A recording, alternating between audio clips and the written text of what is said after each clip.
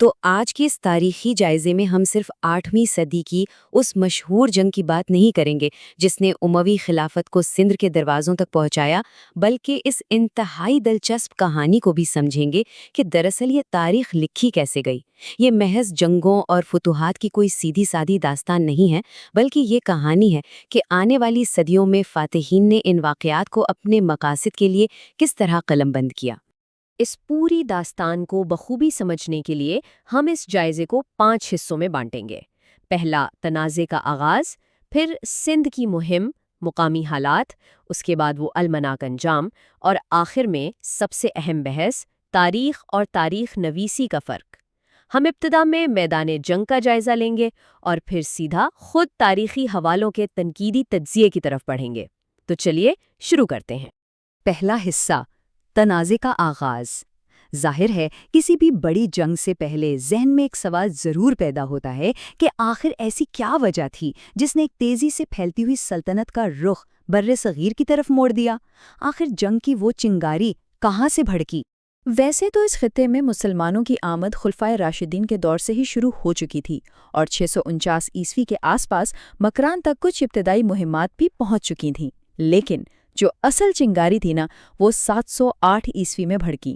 ہوا کچھ یوں کہ سری لنکا سے آنے والے بحری جہازوں کو، جن میں عرب تاجروں کی بیوائیں اور یتیم بچے سوار تھے، دیبل کے ساحل کے قریب مید قزاقوں یعنی سمندری لٹیروں نے لوٹ لیا اور انہیں ریغمال بنا لیا۔ اب روایتی تاریخ ہمیں بتاتی ہے کہ جب عراق کے طاقتور اموی گورنر حجاج بن یوسف نے ان یرمالیوں کی رہائی کا مطالبہ کیا تو سندھ کے حکمران راجہ داہر نے جواب دیا کہ ان لٹیروں پر ان کا کوئی اختیار نہیں۔ اب ایک طاقتور سلطنت کے گورنر کے لیے یہ جواب قابل قبول تو بالکل نہیں تھا، اور راجہ داہر کے اسی انکار نے اموی خلافت کو سندھ پر باقاعدہ حملہ کرنے کے لیے ایک بہترین جواز، یا جسے سفارتکاری کی زبان میں کاسس بیلی کہتے ہیں، فراہم کر دیا۔ دوسرا حصہ، سندھ کی مہم۔ دیبل کے واقعے کے بعد ابتدائی طور پر 2 چھوٹی مہمات بھیجی گئیں، لیکن بدقسمتی سے دونوں ناکام رہیں۔ ان ناکامیوں کے بعد اموی خلافت نے سوچا کہ اب وقت آ گیا ہے ایک انتہائی منظم، مہیب اور عظیم الشان فوج بھیجنے کا۔ اور یہ وہ مقام ہے جہاں ہمیں اموی عسکری مشینری کی وسعت کا بخوبی اندازہ ہوتا ہے۔ حجاج بن یوسف نے اس مہم کی قیادت اپنے 17 سالہ بھتیجے محمد بن قاسم کو سونپی۔ ذرا تصور کیجئے، 12,000 تجربہ کار شامی اور عراقی گھڑ سوار اور 3,000 باختری اونٹوں پر مشتمل سامان۔ سب سے حیران کن بات یہ کہ سمندری راستے سے جدید منجنیقیں بھی بھیجی گئیں، جن میں سب سے بڑی کا نام عروس تھا۔ یہ اتنی دیو ہیکل تھی کہ اسے اکیلا چلانے کے لیے 500 افراد کی ضرورت پڑتی تھی۔ جب یہ فوج دیبل، نیرون اور سیہون فتح کرتی ہوئی آگے بڑھی تو 712 عیسوی میں آروڑ کے مقام پر فیصلہ کن جنگ ہوئی۔ جدید تاریخ دانوں کا اندازہ ہے کہ اس جنگ میں راجہ داہر کے پاس 20 سے 50,000 کے درمیان فوج تھی، جو کہ محمد بن قاسم کے 20,000 فوجیوں کے مقابلے میں تعداد میں کہیں زیادہ تھی۔ تو اہم نکتہ یہاں یہ ہے کہ جنگ کا فیصلہ صرف فوجیوں کی گنتی سے نہیں ہوا، یہ نتیجہ تھا بہتر تکنیکی برتری اور میدان میں مچنے والی اچانک افراتفری کا۔ ہوا کچھ یوں کہ ایک آگ کا گولہ سیدھا راجہ داہر پہ ہاتھی کو جا لگا۔ ہاتھی بے قابو ہو کر بھاگا اور اسی افراتفری میں راجہ داہر کو تیر لگا اور وہ مارے گئے۔ ان کی ہلاکت سے چچ خاندان کی قیادت بکھر گئی اور مہارانی بائی نے گرفتاری سے بچنے کے لیے دیگر خواتین کے ساتھ مل کر جوہر کی رسم ادا کرتے ہوئے خود کو آگ کے حوالے کر دیا۔ تیسرا حصہ، مقامی حرکیات اور اتحاد۔ دیکھیں، یہ حقیقت ماننی پڑے گی کہ صرف ہتھیاروں اور فوجی طاقت کے بلبوتے پر سندھ فتح نہیں ہوا تھا۔ اس کہانی میں مقامی معاشرتی خلیج اور اندرونی تقسیم نے بھی ایک انتہائی کلیدی کردار ادا کیا۔ بنیادی تاریخی حوالے بڑی صراحت سے بتاتے ہیں کہ اس وقت کی مقامی بدھ مت اقلیت حکمران برہمن اشرافیہ سے سخت نالاں تھیں، اور اسی وجہ سے انہوں نے حملہ آور فوج کا خوب ساتھ دیا۔ انہوں نے ابتدائی مہمات میں ہی اہم معلومات اور رسد فراہم کی، جبکہ دوسری طرف برہمن اشرافیہ نے بالائی علاقوں میں شدید مزاحمت تو کی، لیکن دلچسپ بات یہ ہے کہ بعد میں انہیں بھی عرب انتظامیہ کا حصہ بنا لیا گیا۔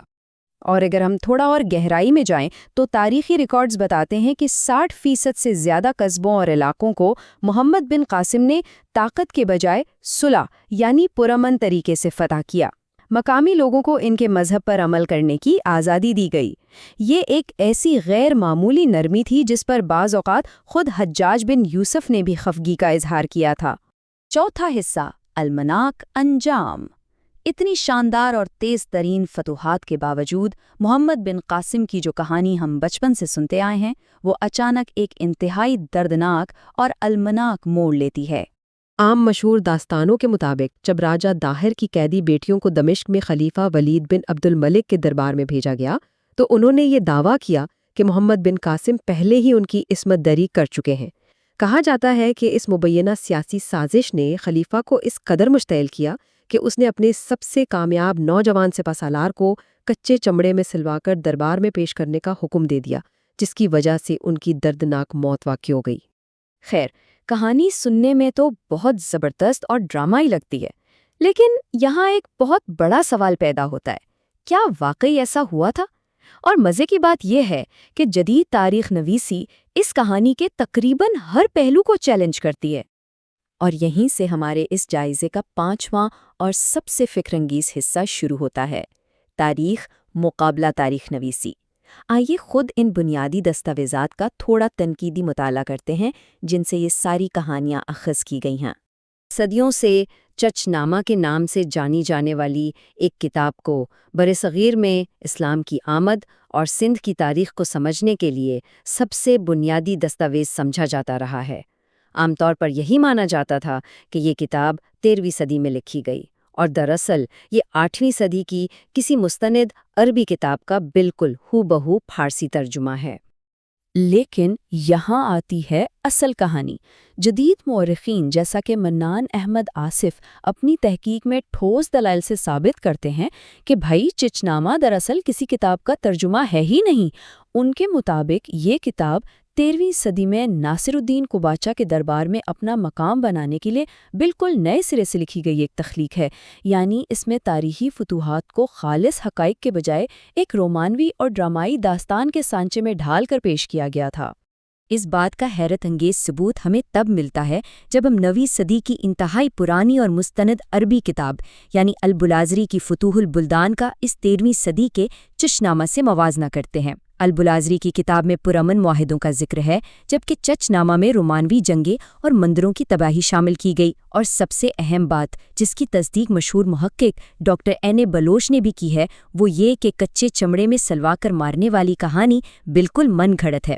اصل میں محمد بن قاسم کی موت خلیفہ سلیمان بن عبد الملک کے دور حکومت میں ہوئی تھی، جن کی حجاج بن یوسف سے شدید خاندانی دشمنی تھی، اور محمد بن قاسم دراصل اسی سیاسی رکابت کا شکار ہوئے اور انہیں قید خانے میں مارا گیا۔ یہ سارے حقائق پاکستان کے معروف تاریخ دان مبارک علی کی اس اہم بات کو بالکل سچ ثابت کرتے ہیں۔ ان کے مطابق جو بنیادی تاریخ ہوتی ہے وہ اکثر فاتحین یا بعد میں آنے والے طاقتور حکمرانوں کی طرف سے لکھی جاتی ہے، جو مفتوح قوم یا گزرے ہوئے کرداروں کی پیچیدہ حقیقتوں کو اپنے مفادات کی دھند میں مکمل طور پر چھپا دیتے ہیں۔ تو آخر میں یہ ساری بحث ہمیں ایک ایسے سوال پر چھوڑ جاتی ہے جو واقعی سوچنے پر مجبور کر دے گا۔